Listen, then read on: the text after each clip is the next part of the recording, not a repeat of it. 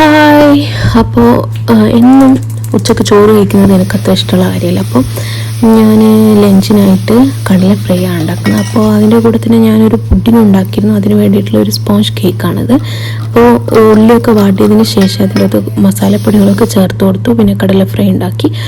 അങ്ങനെ അതും പച്ചമാങ്ങയും പിന്നെ കുറച്ച് കക്കിരിയൊക്കെ കൂടി ലഞ്ച് കഴിച്ചു. അപ്പോൾ ലഞ്ച് നല്ല പീസ്ഫുള്ളായി കഴിച്ചതിന് ശേഷം ഞാൻ പുഡിങ്ങിനുള്ള ഇതൊക്കെ ശരിയാക്കി. അപ്പോൾ അതിന് വേണ്ടിയുള്ള കേക്കാണ്, നല്ല സ്പോഞ്ചായിട്ട് വന്നിട്ടുണ്ട്. അപ്പോൾ അതിന് കുറച്ച് പഞ്ചാര സിറപ്പ് ഉണ്ടാക്കിയതിന് ശേഷം ട്രേയിൽ സെറ്റ് ചെയ്തിട്ട് അതിൽ പഞ്ചാര സിറപ്പും അതേപോലെ തന്നെ പിന്നെ മാംഗോ സിറപ്പും പിന്നെ വിപ്പിംഗ് ക്രീമും ചെയ്തിട്ടുള്ള ഒരു ചെറിയൊരു പുഡിങ്ങാണ്. ഈസി ആയിട്ട് ഉണ്ടാക്കാൻ പറ്റിയ ഒരു ചെറിയ സിമ്പിൾ റെസിപ്പിയാണ്.